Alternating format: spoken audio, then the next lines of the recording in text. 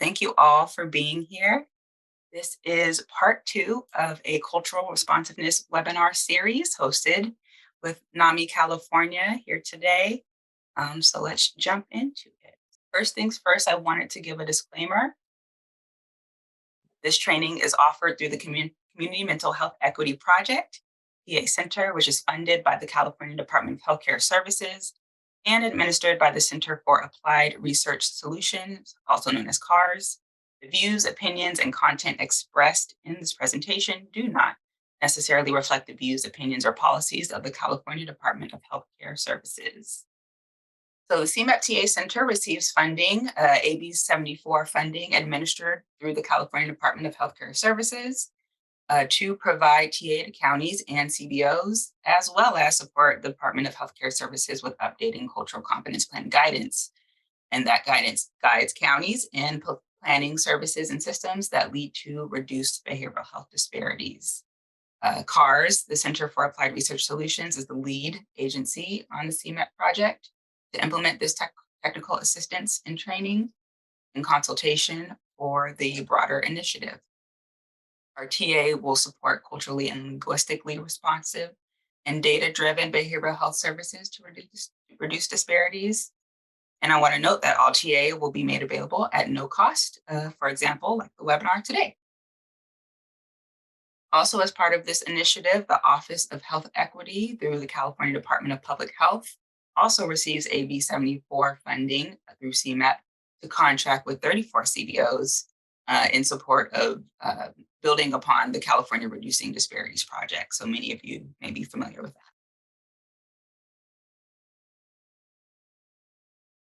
The CMAP TA Center is a collaborative of multiple partner agencies that we're very grateful to work with, all of them listed here. And this webinar that we're bringing to you today, again, is in partnership with NAMI California. Our goals for the project are to increase expertise in cultural mobility, health equity, stakeholder engagement, language access, workforce diversity, and trauma-informed care, all of which, as we know, are really important to reducing disparities. And so our project is designed to help all stakeholders learn about behavioral health equity topics, and we'll be providing TA and training throughout the year.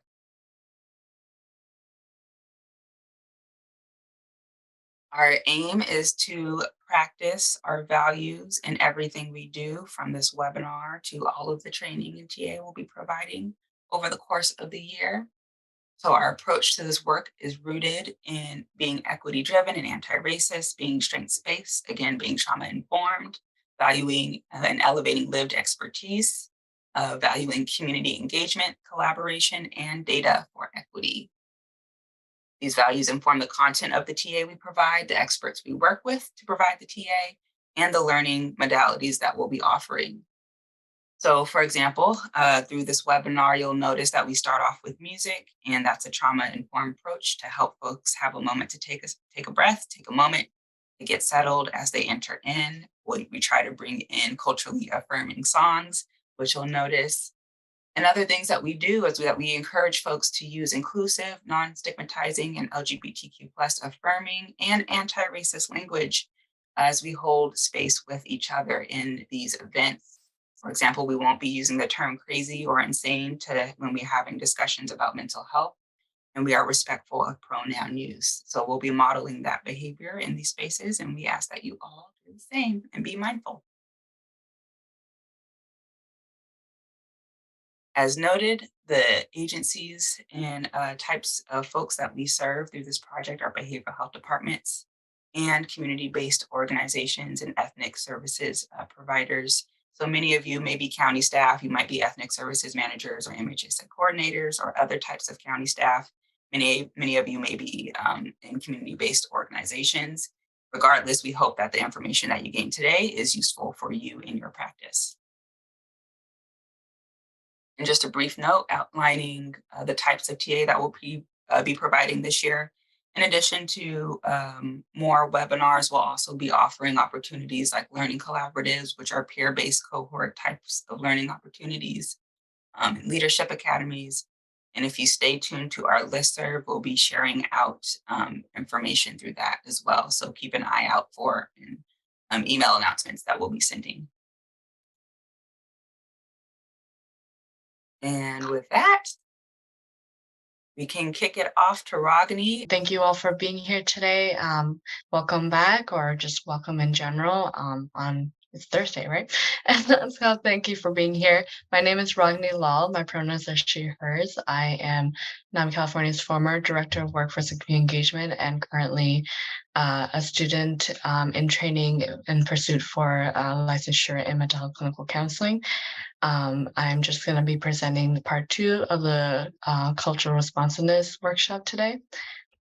So today's learning objectives is just kind of continuation from yesterday, and kind of talking about specific things like implicit biases or unconscious biases, and just kind of discussing strategies and challenges of outreach and engaging diverse communities, and like more into community engagement, and thus understanding the impact of unconscious biases and how we are able to manage those unconscious biases, and then just identifying more recommendations and resources to kind of help guide your future outreach and engagement with diverse communities. Next slide. So I'm going to briefly kind of talk about the national class standards. I won't go too far into it. You'll see me kind of mention the standards if anyone knows about them throughout today's presentation. But essentially, the national class standards were, I think, created by the Department of Health and Human Services. And I think Jeremy's also going to put in a link to kind of where, if you are interested in learning more about the class standards and reading about them, and that link will definitely be able to kind of give you that information. But basically, the standards are created to provide guidance on cultural and linguistic competency, with the ultimate goal of reducing racial and ethnic healthcare disparities. It's basically it requires a lot of organizations and healthcare to have a structure which is a defined set of values, principles, and policies, and demonstrate behaviors that enable them to work effectively cross-culturally. Next slide. So class standards are 15. There's 15 of the standards, but there's specific groups of the standards. And I think the first one is principal standard. I think the next one is governance, leadership, and workforce, which has 3 of them. And then communication and language assistant has 4 standards. And then engagement, continuous improvement, and accountability has, I believe, it's 6 or 7 standards. So I'm going to go over a couple of the just generalized group of the standards, and then but we'll talk more and more, and you'll see how the class standards, once you get to learn about it, after the workshop, you'll see how it applies as we're talking about engaging with communities. So the first one is principal standard, and the first standard is providing effective, equitable, and understandable and respectful quality care and services that are responsive to diverse cultural health beliefs and practices, preferred languages, health literacy, and other communication needs. Next slide. And then the next group is, as I mentioned, governance, leadership, and workforce. And the bullet points that you're seeing there's 3 of the next of the standards. Like I mentioned, there was 15 of them. They're just grouped. So I'm just talking about the first 2. So the next 3 standards that are provided from the class standards are just advanced and sustained organizational governance and leadership that promotes class and health equity through policy, practices, and allocated resources. There's also recruiting and promoting and supporting culturally and linguistically diverse governance, leadership, and workforce that are responsive to the population and service area.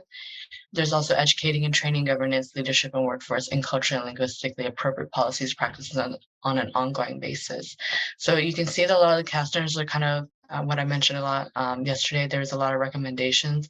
These are a really good guidance, and they go into more detail, and they're implemented and required in a lot of county agencies to be able to be meeting these class standards. But again, it's an ongoing basis. They were created many years ago and have been basically being updated and they're finding new ways to make sure that the class standards are being implemented. So it's a really interesting thing to learn about. I think it will really help, and it's a great basis for your organization if you want to kind of see like where you're at in the organization and according to those class standards. And you can also, when you go to that website that Jeremy posted into the chat, you're able to see like organizations and where they are on the class standards as well. So definitely look around on the website. I'll move on to the next slide. So let's shift into something that I find very, very interesting. And I think it's a great place to kind of think about on an individual level. And unconscious bias is implicit bias. Those are the two words, the terms I'll be using. And we're going to basically be reviewing the key term and definitions. I'm going to have like a case example and kind of ask you all to participate a little bit through the chat. And then we're going to explore how to incorporate learning about your unconscious biases into your future work. So next slide. So there's different types of biases. There's explicit or conscious bias, and then there's also implicit and unconscious bias. So when you look at the picture that's on the slide, you'll see an iceberg, and you are kind of just when you're above the water, where we hopefully usually are when we're out on sea. What's it called? There's a huge iceberg that you see, but you don't see what's underneath. You don't see the experiences and who the person is, and you don't see, and that includes yourself, and that includes having implicit and unconscious biases. So when we're talking about biases and the iceberg theory, like there's so much that you don't know, and look at how large that is versus what you're able to just see and recognize. So explicit is rational, conscious, and where we think we are, how we think we are most of the time. It's more deliberate and thoughtful, and you kind of think about it a bit slower. You kind of watch yourself on what you're about to say, or to, like how you feel about certain things. You think about these things. It's something that's like more in the forefront of your brain. But then there is implicit and unconscious bias, which is a lot deeper and a lot bigger. It operates like automatically. It kicks in when there's uncertainty, when we are unsure, stressed, trying to multitask, when we're in doubt. Implicit biases are more likely to predict our actions and behaviors that are even our own predictions, like better than our own predictions of actions and behaviors, because it's so unconscious. It's impulsive and irrational and a lot faster than our explicit or rational thought. So just a quick example that I have of explicit and implicit bias is that I feel like I'm very conscious in the way that I try to speak to others, but my nonverbal language is such as me making a face real quick if I find something unsettling. I might unnotice immediately.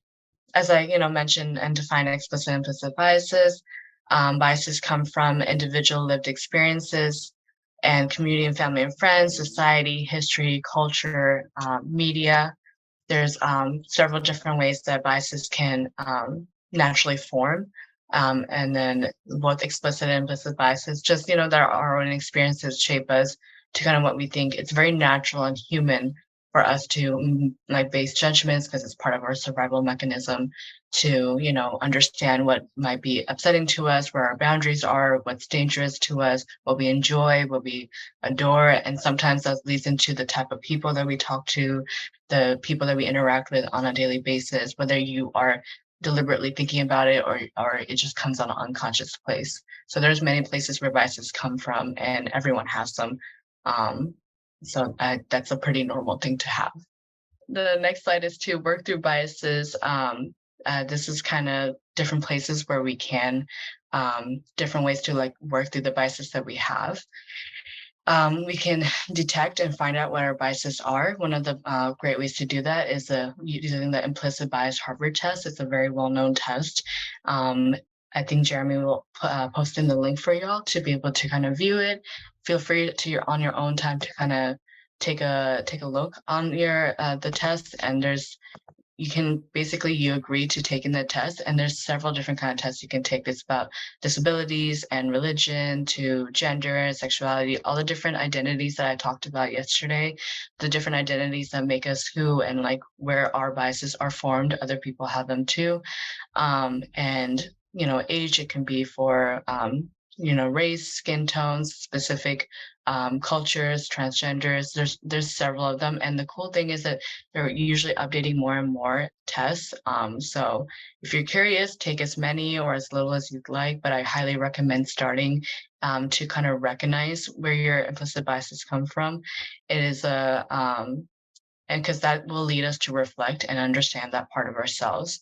I think one of the disclaimers that I want to mention is that sometimes people will take the Harvard test, the bias test, and will be in that disbelief. I just want you to know that's a very natural response because these are implicit biases, these are unconscious biases. So you may be like, no, I don't. Like you might get the result and be like, I'm not like that. I don't have the bias towards this specific group of people, but the test might be designing that it's saying it is. And if you're not ready to kind of reflect on that, that's fine. And that's part of your journey.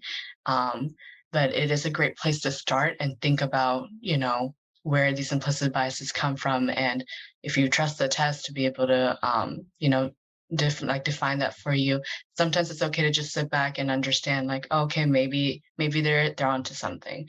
Maybe I should think about this. Maybe I should find ways to educate myself about these biases that I have, or maybe talk to someone where you can reflect and relate to like, oh, it came up that I have I have implicit biases towards a specific president, and I'm not really sure why. I've always respected presidents. Like you might have those thoughts where you're like, yeah, I totally understand. I totally get why I got that result and stuff. But basically taking the test will help you kind of just start to reflect on what biases you may have. And then, we also want to reject and seek out alternative truths. And that's totally fine as well, because the part of reflection is coming to the next phase of like, I don't want to be that. It's making the unconscious bias conscious. And then part of the thing that we talk about often in general, especially lately, is how we are responsible of changing our generational biases and trauma. And as an individual, some people are not ready in that part of their journey, and that's totally fine. But you allow yourself to trust yourself and trust that, hey, maybe I don't want to think this way. I don't want to have these biases. An example of bias I can think about is I've I've seen people kind of actually admit to this because as I've done this workshop before with other folks, some people were able to be vulnerable and share what biases they have. And one person mentioned that they naturally, when they walk into a room, scan it and they realize that they like to sit next to a woman because they feel most comfortable with women and feel very uncomfortable sitting next to a man. They don't even know the man. They don't know any person that's in the room, but naturally that's where they kind of go, and that's a bias that they're having and they're naturally reacting without thinking about it. And that specific person that I'm talking about said that they realized that about themselves and realized that there is no reason, like no, they realized why they would feel the way they did, that they reflected that they're like, why do I do that, like why do I do that? And their reasoning was that they have had a lot of horrible experiences with men, even just strangers that were men. And it's natural for them to kind of want to avoid the situation, so they just kind of assume and sit away or not even get involved. And that's a very implicit bias and action that you take because you don't really realize it. It's not something like she said that she walked in and she was like, it's not like I think I don't want to sit next to a man. She's like, I just naturally want to sit next to a woman. So she had to sit there and reflect on that action and what that means for her. She was able to connect it to parts of her life that she felt like that would be the reason why she does it. And now she consciously rejects that and just tries to put herself in places where she's able to sit next to a man. And that's a bit way of building, working through your biases. So I wanted to kind of give that example. Next slide. Just wanted to mention again, where do biases come from? And this part, you may think about some biases that you have. You can think about your own lived experiences. Like I mentioned with the person I just mentioned, they mentioned they have their own lived experiences.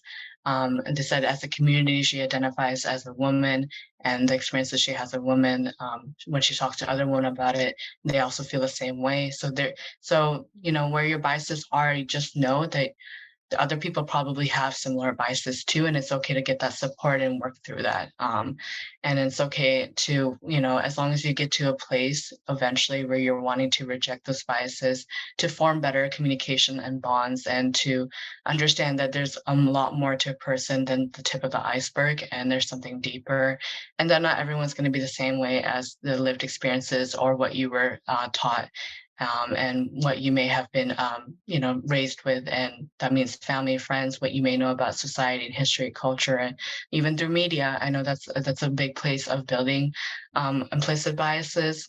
There's so much feedback that we get, constantly when we're on their phones and stuff, and we might start to feel a certain way about certain topics. Lately, we're calling that trends, and where people are trying to, follow that, and but we're unconsciously following those trends. We're unconsciously thinking similarly to a lot of communities. So one of the biggest things I ask when working through your implicit biases is asking, do I want to change that about myself? Is that something that I feel like is impacting negatively, when I'm trying to engage with communities, when I'm trying to work with diverse communities other than my own?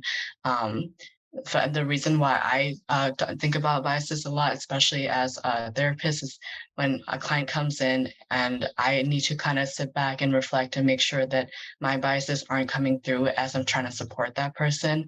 I have many biases that I could have also based off of my lived experience, kind of just learn what I've learned in society, what I've heard from my friends, and internalize that. But instead, I try to make sure that I'm rejecting those internalizations and implicit biases as much as I can be conscious about them, to show up as I'm working with someone who's diverse from mine, even if they may identify something that naturally I felt uncomfortable by.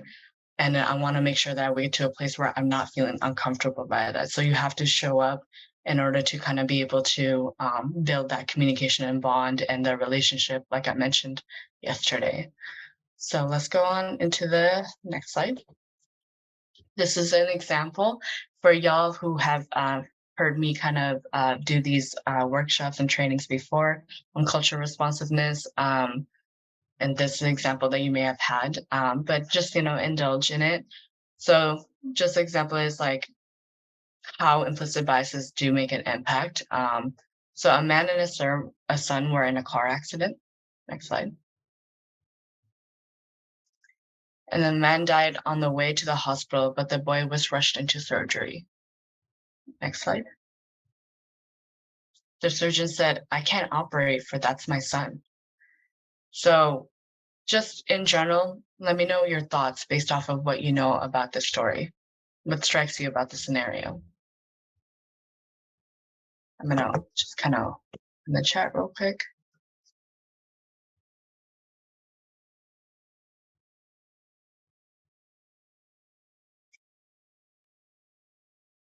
For example,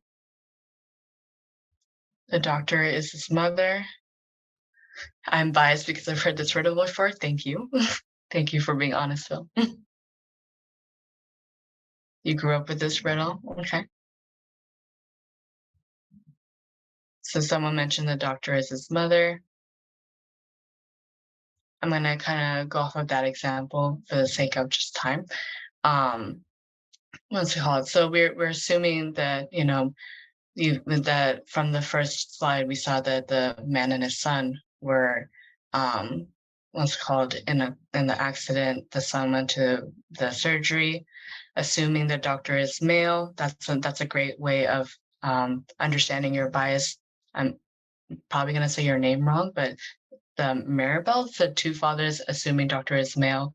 So while the other person said the doctor is his mother, um, having a relationship makes it harder to make the decisions rationally. Okay. And so those are some biases that I just want to quickly mention, those three that have been said so far. The doctor is his mother. We don't know that the doctor could also be a father. The doctor could also just be, someone who feels like this is like their son, like it could be a grandparent. What's it called? Having the relationship with the patient makes it harder to make the decisions rationally. It could be, yeah, one of the surgeons, maybe the other surgeon, doesn't feel that way. And or that some surgeons do feel like they can operate on the people they love. In this scenario, this person can't do it. So The biases that I mentioned just now, the doctor could be a father, a mother, it could be anyone that considers this person as their son.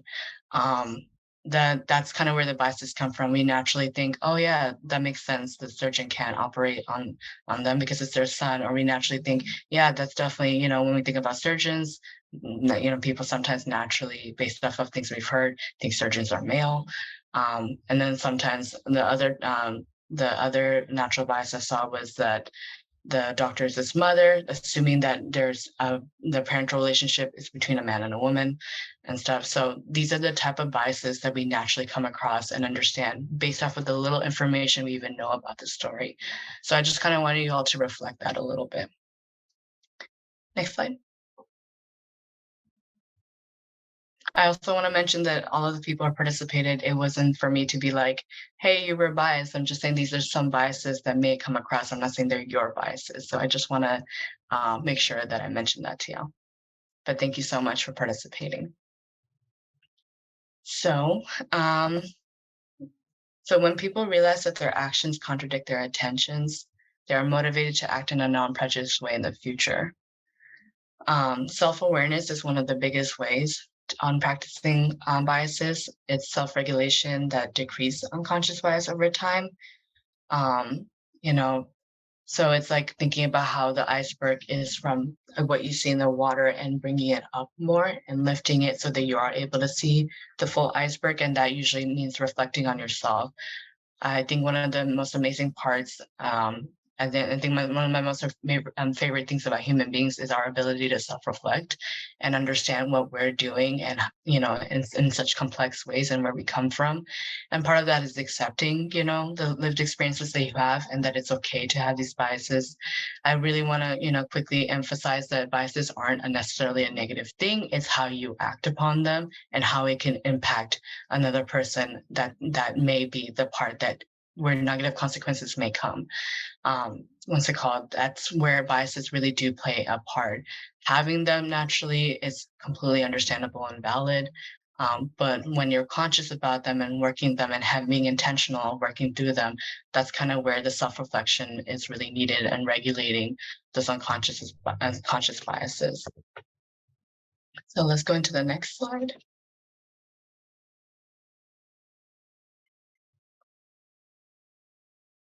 So again, learning about your biases, I want to go over kind of the implicit test more. Um, what's it called? The first one that was introduced was in 1998, and it has over 15 years of research on the implicit biases test, the implicit association test, sorry. And research shows that IAT, which is the implicit association test, same thing as me saying the implicit bias test, are more predictive of human behavior towards others than self-report of biases. So it's a huge research. When you first click on the link that was put in, you're like, there's another website in that link. There's kind of an agreement that you have to click on, that you acknowledge that you're going to go in and be a part of this research, but you can actually learn more about the research. They have that website in there. So I highly recommend kind of starting there if you're not sure where to start. Or maybe just, if you're one of those people who are more hyper self-aware, then you can also like think about things, but there are strategies on working through your biases. Next slide. So other ways of reducing bias is to detect, where you have, and that's kind of the implicit bias test that I was talking about, reflected and rejected. And you've seen me mention that a couple of times. So reducing anxiety during interactions with stereotype groups through increased contact. I mentioned this pretty heavily yesterday. One of the best ways to be able to become more culture responsive, to work through our biases, to be able to just educate and learn themselves is through human interaction. And it's probably also putting in your place where you're interacting with people that you really don't know, the cultures and individuals that you know nothing about. And I understand that's sometimes really hard to do. I think sometimes our natural response is to just be like, well, I don't know much about this, so I'm just going to stay quiet. I hear that a lot. And I think it's okay to ask those questions, and it's okay to want to learn, and it's okay to do that through interaction. And then that would also help you reduce that anxiety or that the fear that I may say something wrong.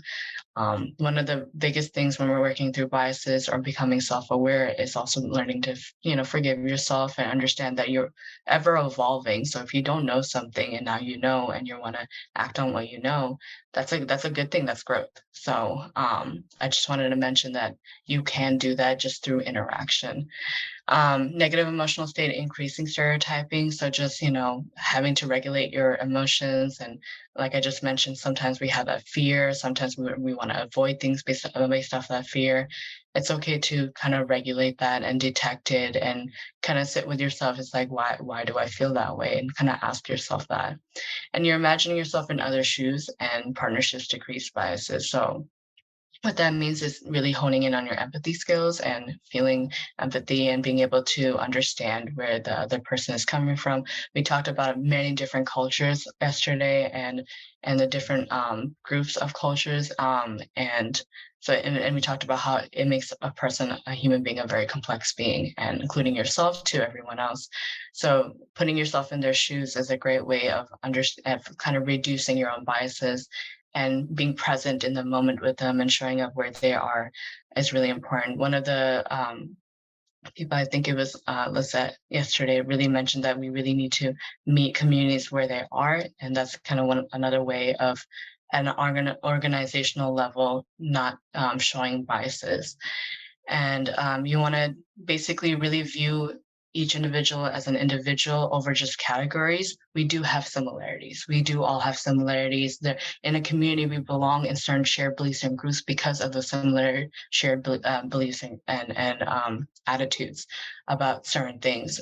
Specifically, let's say mental illness to just what time to eat food. Like it can be so many different things as we talk about culture, but when you're interacting with someone, another way of really learning about your bias and reducing it is to just really focus on the individual in front of you, and see that as present. Or as an organization, when you're trying to, meet a community, it's kind of, you're not just categorizing that and assuming that this specific community just needs this. You ask them, like, what do you actually need? Like, we may hear that, um, you know, I'm East Indian. We might hear that East Indians probably need more access to language services, but then you might go to another county and there might be like, no, we don't need that. We actually need more therapists that look like us.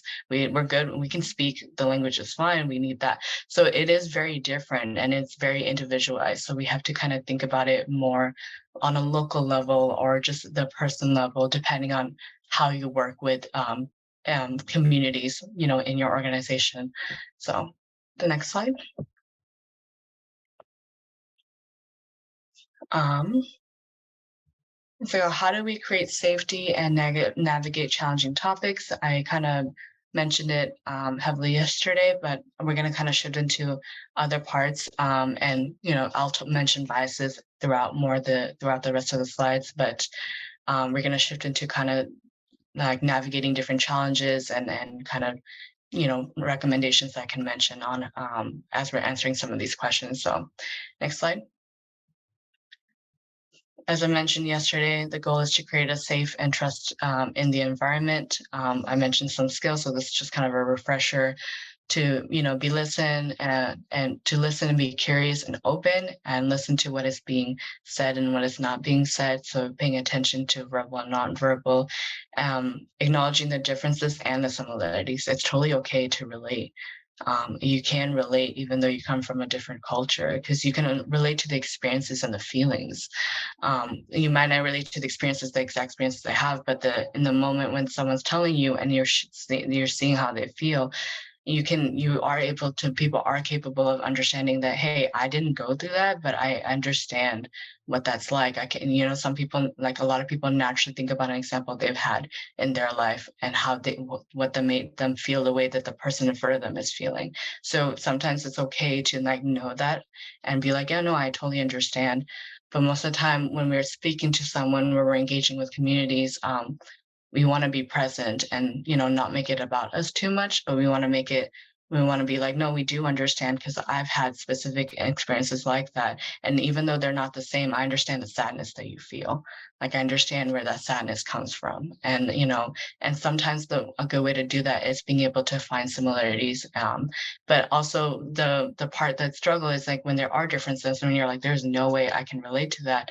How can you show up for that person? And it's simply just being able to put yourself in their shoes, and trying to understand how our past experience for ourselves and others affect how we engage in the moment and how they would do the same with us when they're engaging with us. And you want to stay with that process and focus on the relationship and not the solution. So I mentioned a lot of this in yesterday's webinar. Moving forward. So how do we navigate those biases and conflict together? Next slide.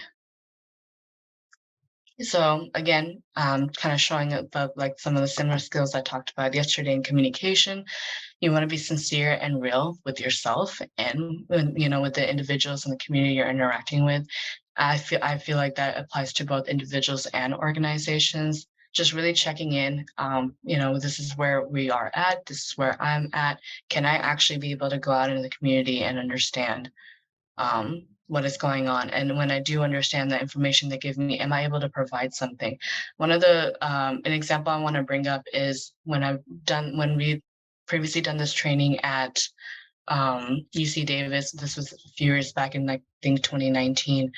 Um, one of the participants that were having the training mentioned that in their community alone, and they live a certain part of Sacramento, in Sacramento County, where there's higher rates of disparities there. And they said a lot of people, organizations, and individuals will come in and be like, oh yeah, we're trying to meet people where they're at. But then what happens is that they just end up asking what's going on and then don't follow up and don't come back and don't try to help. And then that community ended up feeling and was wanting to just not allow anyone in, and was rejecting any other organizations coming in because they were like, no, we've had this before. Y'all just come in and just kind of talk to us, tell us, ask us what's going on, make a report about it. But then we're still left here, still dealing with this, or still dealing with this disparity. So on an organization level, as we talk about wanting to approach communities, and we're going to go further into community engagement later on, you want to understand that part of starting in community engagement and navigating the challenging topics is being real about where you're at. If you want to go to a community and you want to understand what's going on, be honest with them.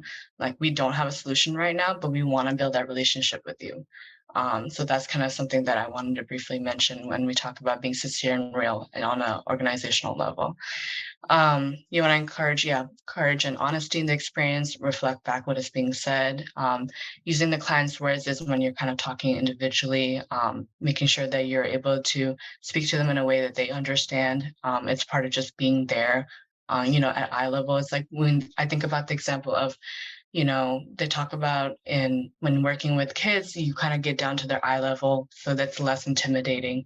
It's kind of the same way. I'm not saying communities are like children. I'm just saying that you meet them where they're at, and you meet them at eye level, even though your experiences are maybe would be an elder adult, or, in the example of a child, as an adult, I'm obviously kind of like, and the child's going to be like, well, you don't understand, you're not like me, and stuff. And so you can implement ways in that example, like me coming down to a child's level and meeting them at their eyes and being like, what do you really need? And being in that moment and thinking like, what would a child need, or what would this child specifically need? So you want to make room for those disagreements and conflicts and see them as opportunities and learning experiences. And again, acknowledge the differences and the similarities. Next slide.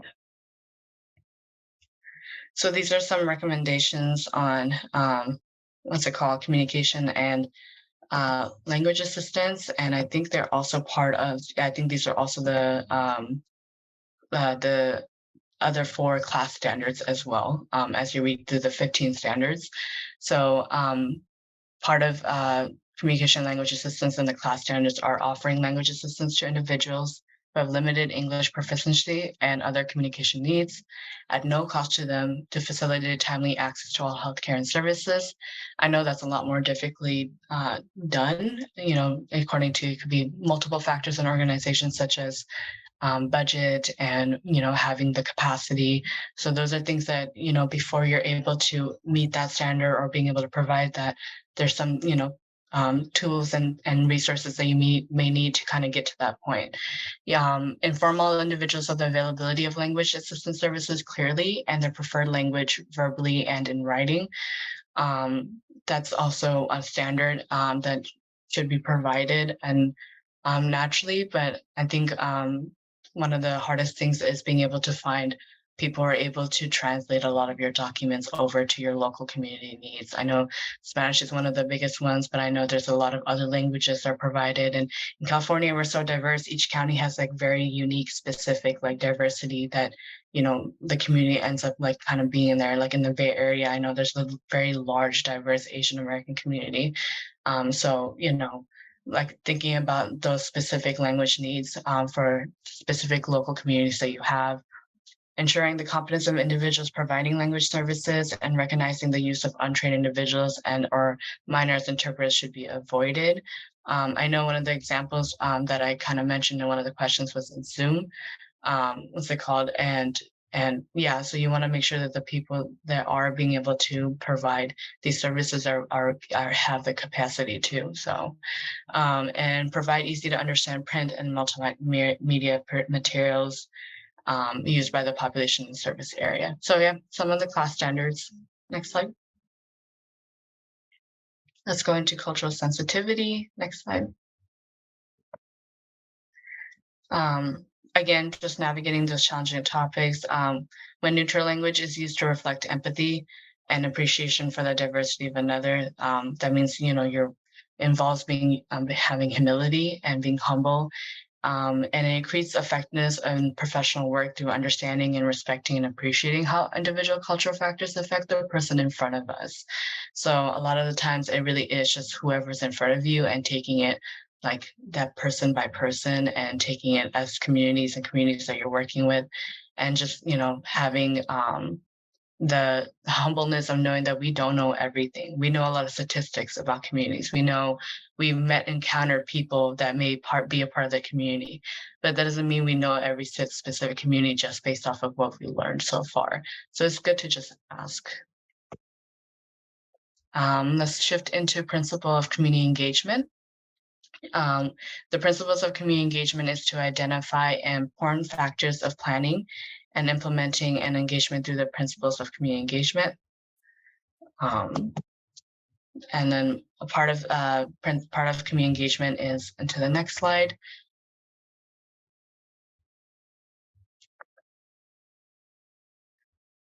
Cultural brokering, and it's the act of brokering. Sorry, I am starting to. That happens a lot when I end up talking a lot, where my words start just blurring in together. So apologies. The act of bridging and linking and mediating between groups of people of different cultural systems, and this can help reduce conflict. And it can produce change and promote mutual respect and appreciation of how different we might be in approaches, understanding, coping with specific situations. Cultural broking is a recommendation for when you are approaching newer communities, when you are trying to kind of engage with newer communities in your area. I know that's a huge struggle a lot of organizations have, is that we're really trying to get a relationship going. We're trying to connect. We're trying to bring services. It's good to have someone who's able to already is part of the community and is able to have that trust. So one of the cultural brokers is a term for individuals who are able to build bridges between adding in like new information or coming in with new services with the community they're already involved in. And the community that's involved with that person who is a cultural broker, it trusts that person and understands that this person means well for the community, because they might not feel that with random organizations that come in. As I mentioned before, the participant that I mentioned before was talking about how a lot of organizations just kind of come in, individuals come in, they ask us a lot, and now they're at a point where they just don't trust anyone at all. That they feel like there's no point in telling and talking about their disparities and what their communities are going through, because they feel like they just won't even get help. They just feel like a resource of information or a statistic. So at that point, a recommendation would be to have a cultural broker, and the cultural broker would work equally and neutrally between the community and the organization. So it's a pretty good way of trying to build that relationship, whether it's a new one or rebuilding a relationship. And then in the toolkit that I mentioned yesterday as well, kind of talks heavily into cultural brokering and how to find individuals that are trusted individuals in the community. So I definitely want to reference that toolkit again. Next slide. So I mentioned, acculturation as one of the things that are part of the disparities that we face, but also one of the parts of the culture and how culture is formed. And so acculturation, I want to kind of just go more into acculturation and other terms like assimilation and unculturation. It's just kind of an example that kind of helps us understand that, especially in California, we're like a melting pot of diverse communities and a melting pot of different generations of those diverse communities. So acculturation is the degree to which a client or group has adopted the values and attitudes and behaviors of the mainstream US culture, or it could be just from US to a different country as well, compared with their culture and origin heritage. It's basically how much a person or group has adapted to a new or different culture, which kind of creates a whole new culture in its own. And which is why I mentioned there are different generations. So I have friends that I know are from diverse communities, but the way they view, specific ways that they kind of handle the system and the laws or just anything in life, depending on where they are and where they land in acculturation, whether it's someone who's from first generation, someone who's an immigrant, to maybe the third generation of the individuals who have come and formed a culture from their own culture into this new place in the US, they it's going to be very, very different. So it's a really great example of understanding that, again, we may know things about communities, but we're not sure. Like, for example, I consider I am a first generation, for like firstborn U.S. Citizen in my entire family, and my family are immigrants from India, and so my views and understandings, and I've created my own culture, is different than what my parents were valued. So when people approach my family versus when they approach me, or versus when they even approach my brother,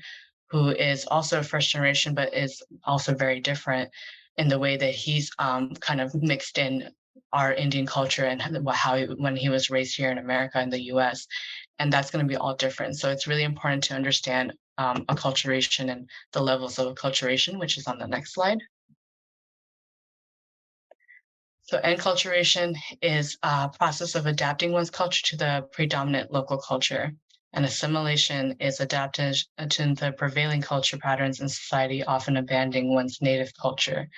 So enculturation is kind of like mixing into the one culture with the other the local culture that they're in. And I feel like when usually that's kind of like generationally, it happens where like a lot of first generation, second generation tend to do that.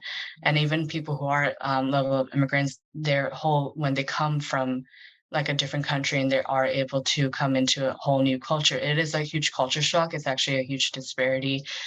Systematically, we're trying but aren't set up to kind of be able to like welcome those individuals as easily, and so they have to learn on how to like build to that acculturation. So they might be in a phase of being in acculturation, where they are able to kind of see like this is what values we want to hold from where we're from, and these are the values that we also like about this local culture, and then kind of bringing that together. And adaptation to the prevailing culture patterns in society, and often abandoning one's native culture, that happens throughout generations, but that also happens sometimes when someone has come from really intense, severe disparities and trauma from their own native culture, and they're trying to escape that. So again, each person sees when you think about acculturation, each individual may do things differently based off of where their experiences have led them so far. Next slide. The other terms that we think about culturalism is in biculturalism, transculturalism, and which is involving, encompassing, or combining elements of more than one culture. And then these are some just other terms that we think about a lot when we talk about acculturation and cultures. Sorry, I'm losing my voice. Give me one second. Next slide. So with many cultures, journeys, and views, marginalization is a reality. It is evident in healthcare disparities. So just I want to read that again. With many cultures, journeys, and views, marginalization is a reality. It's something that just happens. And we see it most in healthcare disparities and, well, in other disparities as well, but I will mention more in healthcare disparities. Let's go into the next slide. So let's talk about healthcare disparities more. It means that it refers to the differences in access to or availability of facilities and services. Healthcare health status disparities refers to the variation in rates of disease occurrences and disabilities between socioeconomic and or geographically defined populations. Let's go into the next slide. The CDC defines healthcare disparities as preventable differences in the burden of disease, injury, violence, or in opportunities to achieve optimal health experience by socially disadvantaged racial, ethnic, and other population groups and communities. Health disparities exist in all age groups, including older adults, and it also exists in just all types of different cultures and different cultural groups. To understand more about that, you can go to the CDC to understand healthcare disparities. They have articles and parts of the and research that kind of talk more about it. Let's go into the next slide. So healthcare disparities, despite the existence of effective treatments, disparities lie in the availability, accessibility, and quality.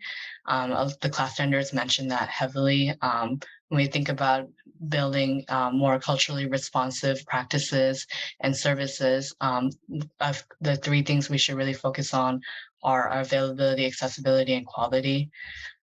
Next slide. I'm going to start to go through things a little bit fast because I see the time.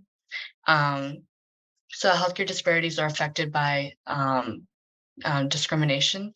And we talked about biases and prejudice, stereotyping, having uncertainty, fear, and then it's also affected by the operations of the healthcare system and the legal and regulatory climate. So just there is a more systemic impact, and which is more larger scale on how we, when we talk about disparities, just the rules and laws and regulations that are made. One of the largest examples I can think of is in many cultures, HIPAA has been a huge issue. And when we think about healthcare, even though it is really meant to protect the patient and the clients, but in certain cultures, I've had clients where their families are very much like, I don't understand why I can't be involved, even if the client doesn't want it, because in their culture, doing things in a community, in that specific family, doing things in a community and having parental involvement is a must. And even though the individual may not want it. So I wanted to briefly mention a pretty large example of how systematically we do, even though we have the benefit and even though we are protecting the client, there's a lot of issues on a cultural level with HIPAA. So just a quick example. Next slide. So what do we know about healthcare disparities? The United States have become increasingly diverse in the last century. And according to the 2010 US Census, pretty outdated, but approximately 36% of the population belongs to a racial or ethnic minority group. As you can imagine, in the past 13 years, that has increased. In California, there's also been a huge increase. In many areas of California, communities of color represent larger percent of the population than the counteract white communities, the majority communities. For example, I mentioned the Bay Area has a huge, like larger population. LA area does as well. And so the health indicators such as life expectancy and infant mortality have improved for most Americans. Some minorities experience a disproportionate burden of preventable diseases, death, and disability compared with non-minorities. If you look at the statistics, it is a bit skewed. There isn't enough data on all like cultural communities because there is a lot of stigma. Those are just some of the disparities that are faced, and we'll kind of mention some of those. But though health indicators such as life expectancy and infant mortality have improved, again, minorities experience a disproportionate burden of just like preventable diseases and death and disabilities, including mental health care, including access to services, including just having quality care and language services, things like that. Let's go on to the next slide. I noticed that the bullet point was repeated. So, what are the factors that contribute to healthcare disparities? Again, it's socioeconomic status, so geographic location, race, ethnic background, ability, education, gender identity, immigration status, and much more. Um, just some of the factors to think about. Next slide. So, healthcare disparities can be like lack of availability. And these are basically reasons for why people aren't getting proper care. There's transportation issues, difficulty finding childcare, taking time off work, or even living in a rural area. Belief that mental health treatment doesn't work. What's it called? High levels of mental health stigma in population. Again, I'm mentioning mental health, but and just any type of health. There are when let's say the treatment doesn't work, there are a lot of cultures that don't believe in Western medicine as well. What's it called? Or may believe in it, but just don't have the access to it. And then a system weighed heavily towards non-minority values and cultural norms. That's kind of where the class standards want to like kick in, and they're thinking about like how we can have more values and cultural norms and the practices and the service we're providing and the standards that we have. Racism, bias, and discrimination. I think that's a very common topic talked about in the disparities in healthcare. Language barriers to and even inadequate healthcare coverage, or even sometimes on how to navigate all of this, navigate their coverage, understanding the insurance coverage. One of the more detailed ones I can think about is a lot of languages and a lot of laws and rules. It's very complex language that even one person said this one time that I'm a U.S. born citizen. My family has been in the U.S. for many years, for many generations, and we still have a hard time understanding, how to file for insurance and how to navigate the system. So you can imagine how hard it is even for the individuals who just know who come in fresh or are able or are like really trying to just really navigate just the system in itself. And so the disparities are from a cultural and community level, individual level, to even a systemic level. So just wanted to think about everything in a full circle. Next slide. So together we need to raise the bar for better mental health and general health care for everyone, especially minorities and underserved populations. These are some recommendations. You can encourage mental health and social, community-based organizations and organizations to include minorities on staffs or boards of directors. This is very reflecting earlier when I mentioned the class standards. You can even write, call, or talk to legislators, both local and federal levels, to support efforts to improve access and the quality of mental health and healthcare services in your area. There's a lot of great advocacy organizations in California and around the states that you can get involved in to be a part of the change. And then be a spokesperson when there's an opportunity to speak out on behalf of minority mental health. Sharing your own experiences. If you are someone who identifies as part of the marginalized groups, and you feel comfortable in that part of your journey where you want to start advocating, where you think your stories help. I do want to say your own experiences do matter. And more than not, when you speak about your experiences, there are people that will be able to relate, and there are people who are really able to build that connection. And that's kind of how you build that community. And so if you're comfortable being a spokesperson, it's very important. Share information you learned about accessing quality care to others. If there are amazing quality cares, if there are great best practices, then it's great to share that out and spread that and talk about, like, you know what, I was really impressed by this specific doctor. I was really impressed by how, this and this organization was able to approach my community and how they talk to us.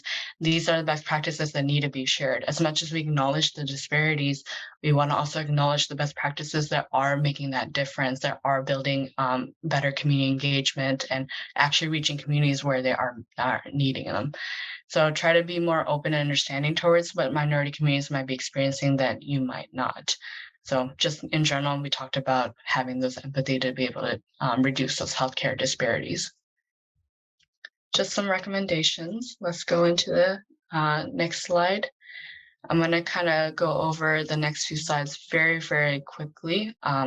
So human engagement defined is the process of working collaboratively with and through groups of people affiliated by geographic proximity, special interests, or special situations or similar situations to address issues affecting the well-being of those people. Next slide.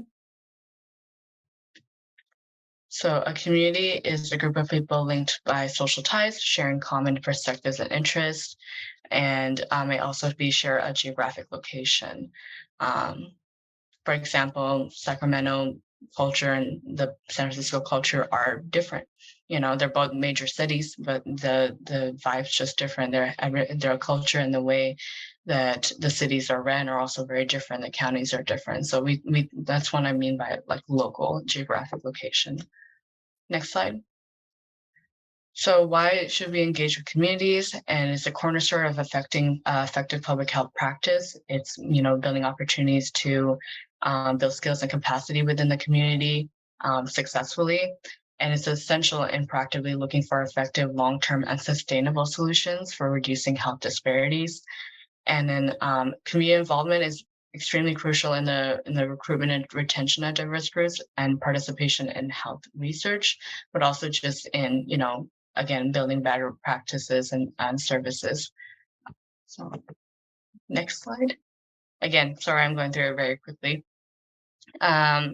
Understanding multiple memberships, community member almost always is a member of several groups. For example, one person can be a resident of a neighborhood, a member of a religious organization, a member of a racial and ethnic group, a student, and part of the age cohort. The process of working collaboratively is understanding that one person is able to represent many different parts of cultures or different parts of groups and communities. So let's go into the next slide. So this is kind of just to understand where levels of community involvement is. It's a great check-in place for yourself or your organization.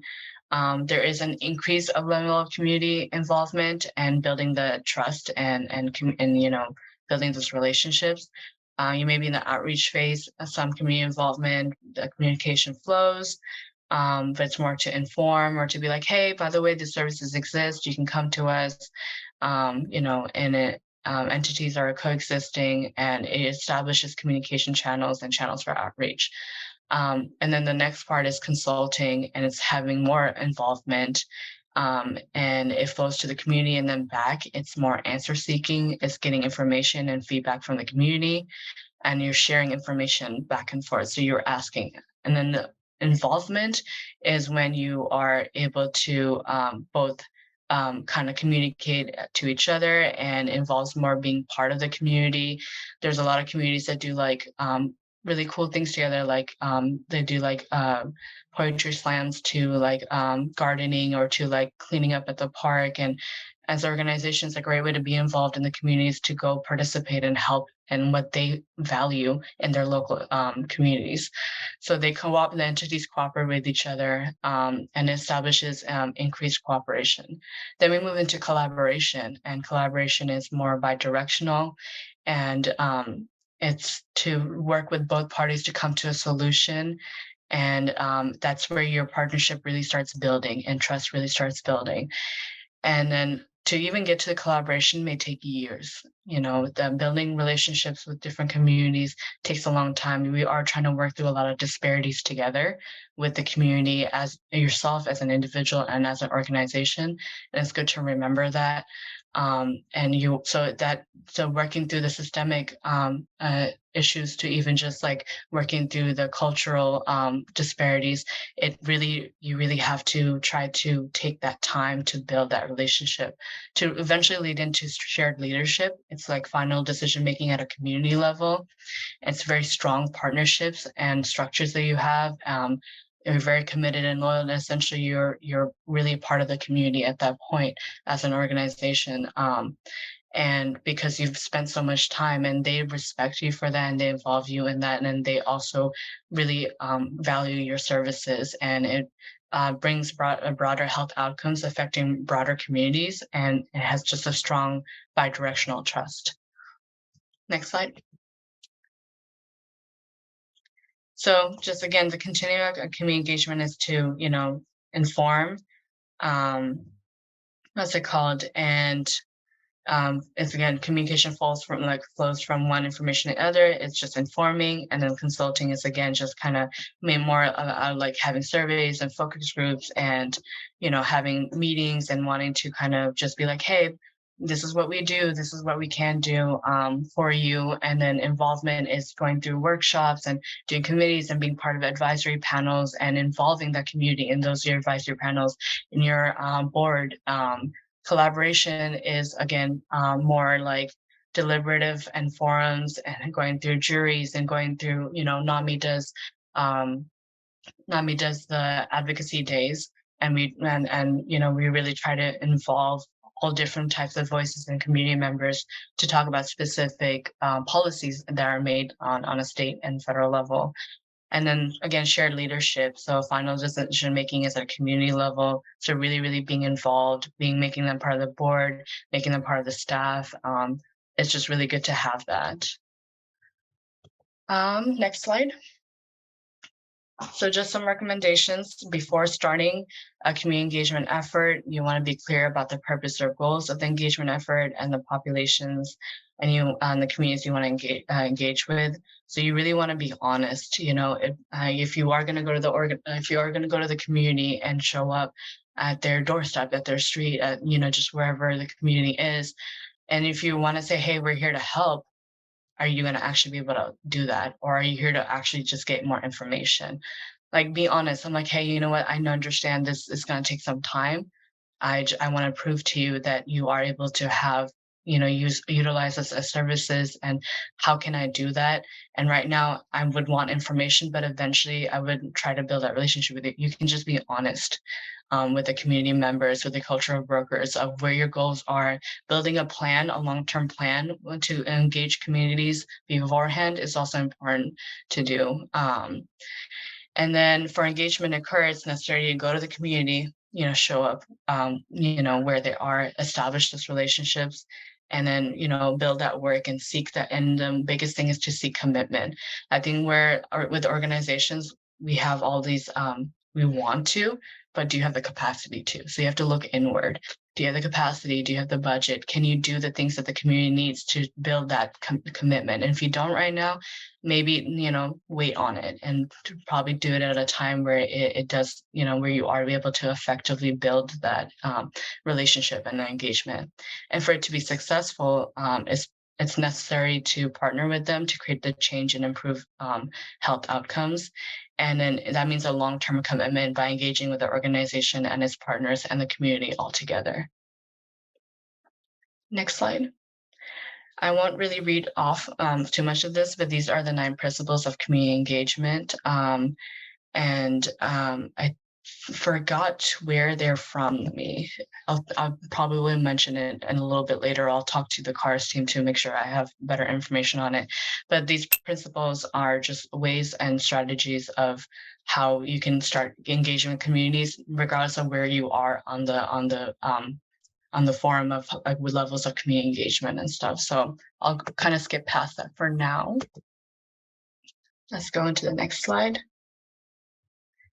Some tools you have to have relationship building and community engagement is the time investment, appropriate listening skills, appropriate staff to and appropriate cultural brokers, appropriate communication skills, and equitable treatment of community and research skill sets.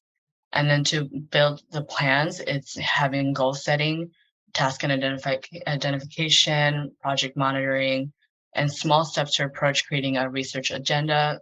When we mean research, it's like creating any type of goal that you have. So you want to take those small steps. So it's really, really important to build a plan before even trying to engage with the community. The passion is there, the need is there, the want is there, but you have to really check in that it's going to be an effective, sustainable way of engaging with your communities. Next slide.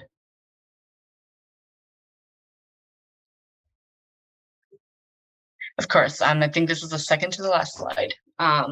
So important reasons to engage communities is to, again, just build the skills and capacity within the community, look for effective long-term sustainable solutions, and it's crucial to the recruitment and retention of diverse groups. It's crucial to just show up, where the communities are, and it's crucial to build that unification by engaging those different diverse communities and really like learning just about them, and that's just a great place to start.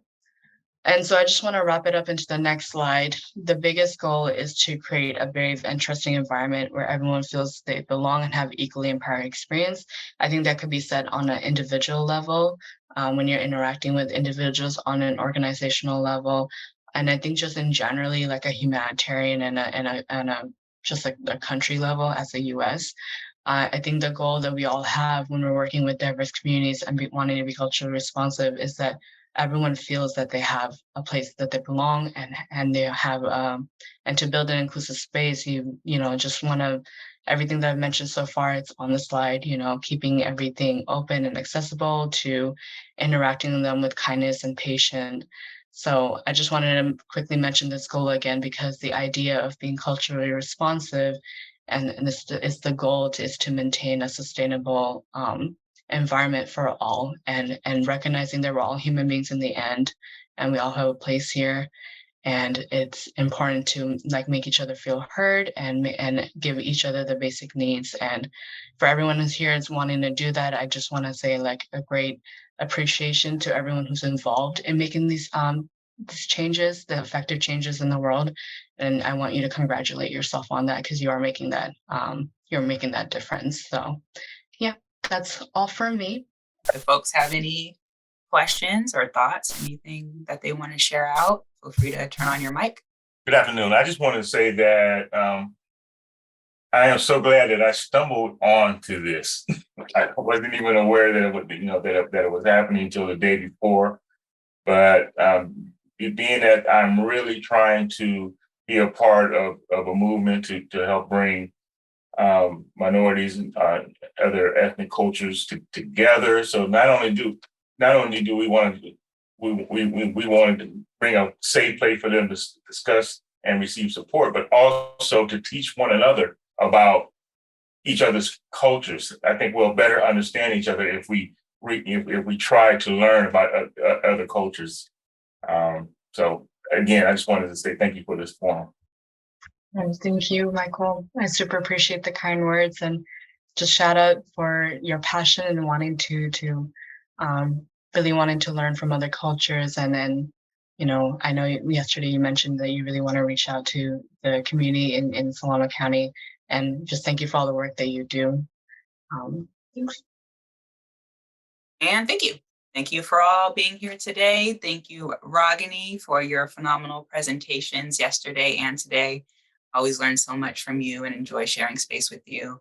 Everybody else, feel free to reach out to our team if you have any follow-up questions, and contact us on social and on the website. All of our information is here. Get the slides with this info as well. And I think that's a wrap. Thanks, everyone.